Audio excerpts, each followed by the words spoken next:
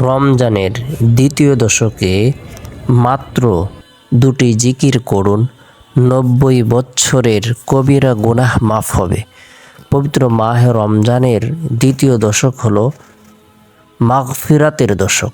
এই দশকে আল্লাহ পাক রব্বুল আলামিন অসংখ্য অগণিত বান্দা বান্দীদেরকে মাগফিরাত প্রদান করেন। আল্লাহ তাআলা তাদেরকে ক্ষমা করে দেন। আল্লাহ পাক রব্বুল আলামিন প্রথম দশকে রহমত বর্ষণ করেন, দ্বিতীয় দশকে মাগফিরাত প্রদান করে থাকেন, তৃতীয় দশকে আল্লাহ তাআলা জাহান্নাম থেকে মুক্তি প্রদান করে থাকেন। পবিত্র মাহে রমজান মাস বরকতপূর্ণ একটি মাস, ফজিলতপূর্ণ একটি মাস, মাহাত্ম্যপূর্ণ একটি মাস, তাৎপর্যপূর্ণ একটি মাস। পবিত্র মাহে রমজান মাস কোরআনের মাস। এই মাসে আল্লাহ তাআলা কোরআন অবতীর্ণ করেছেন। শাহরু রমাদানিল্লাযী উনজিলা ফীহিল কুরআন হুদাল লিন্নাসি ওয়া বায়্যিনাতিম মিনাল হুদা ওয়াল ফুরকান। রমজান মাস হলো এমন মাস যে মাসে আল্লাহ তাআলা পবিত্র কোরআনুল কারীম অবতীর্ণ করেছেন। এই মাসের বরকতে আল্লাহ পাক রব্বুল আলামিন অসংখ্য অগণিত নারী পুরুষদেরকে আল্লাহ তাআলা ক্ষমা করে দেবেন।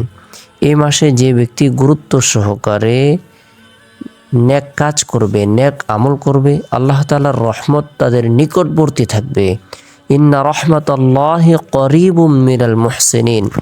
আল্লাহর রহমত ওইসব লোকদের নিকটবর্তী যারা নেক কাজ করে, যারা নেক আমল করে। পবিত্র মাহে রমজানের দ্বিতীয় দশকে আমরা যদি খাটে দিলে তওবা ইস্তিগফারের আমল করি, রব্বুল আলামিনের দরবারে রোনাজারি করি, দুটি আমলকে আঁকড়ে ধরি, আল্লাহ তাআলা আপনার আমার জীবনের সগীরা কবিরা সকল গুনাহগুলোকে মাফ করে দিবেন। আল্লাহ তাআলা তওবাকে কবুল করবেন, সকল ধরনের ইচ্ছেগুলো, আশা আকাঙ্ক্ষাগুলোকে পূরণ করে দিবেন। তাই গুরুত্ব সহকারে দ্বিতীয় দশকে, মাগফিরাতের এই দশকে রাসূলের শিখানো বরকতপূর্ণ দুটি আমল, দুটি জিকির একাগ্রতার সাথে মনে প্রাণে বিশ্বাস রেখে সর্বদাই করব। আল্লাহ পাক রব্বুল আলামিন রমজানের বরকতে আপনাকে আমাকে ক্ষমা করে দেবেন।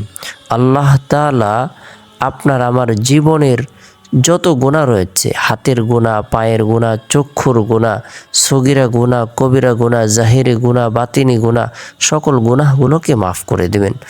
তাই রাসূলের শেখানো বরকতপূর্ণ দুটি জিকির হলো লা ইলাহা ইল্লাল্লাহ। এক নম্বর জিকির হলো লা ইলাহা ইল্লাল্লাহ। আল্লাহ তাআলা ছাড়া কোনো মাবুদ নাই। হায়াতের মালিক আল্লাহ, রিজিকের মালিক আল্লাহ, সুস্থতার মালিক আল্লাহ। আসমান, জমিন, চন্দ্র, সূর্য, গ্রহ, নক্ষত্র, তারকা সব কিছুর মালিক আল্লাহ। বান্দা এই কথা স্বীকার করবে আর আল্লাহ তাআলার একাত্মবাদকে স্বীকার করবে। লা ইলাহা ইল্লাল্লাহ এই কালিমার জিকির করব। এর মাধ্যমে আল্লাহ তাআলার সন্তুষ্টি লাভ হবে।